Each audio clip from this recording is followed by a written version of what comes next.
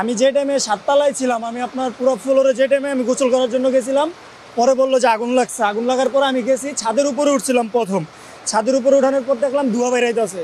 তো আমি কারখানায় আসছি, আমি বাইরানোর জন্য রাস্তা দিয়ে, কিন্তু ওই জায়গায় আমরা 6-7 জন ছিলাম ছাদের উপরে। তো আমরা বাইরাইতে যাইতেছি, ধোঁয়ার কারণে বাইরাইতে পারতেছি না।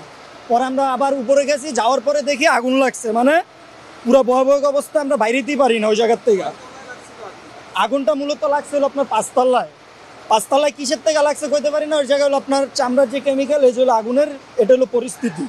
ওই টাইমে আমি এই যে উপরে ছিলাম, ঠিক আছে, কিন্তু ওই টাইমে আর বাইরেতে পারি না। আমরা লাস্টে অনেক ইয়া করছি। পরে এই সাইডে একটা গেট ছিল, যে 3 নাম্বার যে সিঁড়িটা, মানে এটা হলো ইউজ করা হয় না, ওই সিঁড়িতে তালা মারা ছিল। আমরা ইট দিয়ে তালা তোলা ভেঙে পরে আমরা 27 জন এই সিঁড়ি দিয়ে নামছি। নিচতলা আপনার যেরকম কস্টিপ মস্টিপ বানায়, 3 তলায় কাপড়ের ফ্যাক্টরি, 4 তলায়ও মনে হয় কাপড় নাকি চামড়ার ফ্যাক্টরি, 5 তলায় পুরাটাই চামড়ার ফ্যাক্টরি, আর 6 তলায় হলো আপনার কাপড়ের আইটেম। আমাদের 7 তলায় কাপড়ের আইটেম, আমাদের নিজেদের 7 তলা পুরোটা আমাদের।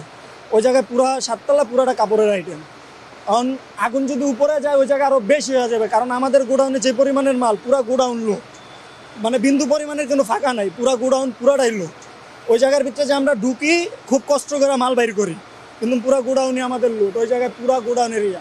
যতটুকু ধারণা আমি সঠিক জানি না, কিন্তু যতটুকু আমি নামার টাইমে 2-3টা পোলা নাম ছিল আমার সাথে, ওরা যতটুকু বললো যে সিলিন্ডারের থেকে গলা আগুনটা লাগছে, মানে আমার যতটুকু আমি ওর থেকে শুনছি নামার টাইমে, কিন্তু আমি শিওর জানি না যে ওই জায়গায় কি। জুমার নামাজ পড়ে আসার সময় দেখি হঠাৎ করে ওখান থেকে আগুন জ্বলতেছে। আমরা তো সবাই মিলে আমরা আসলাম, আসার পর দেখি যে আপনার আগুনের ধোঁয়ায় এত পরিমাণ ছিল বলার বাইরে।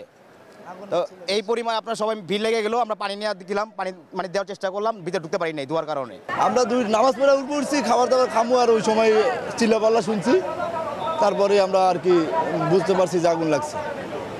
আর দেখিনি কোন জায়গাতে লাগছে। অনেকে বলতে যে 4 তলা থেকে লাগছে, 5 তলা থেকে লাগছে, এই সাইড দিয়ে। আমাদের সামনে রুমে আছে, ওই রুমে যায় না এখনো।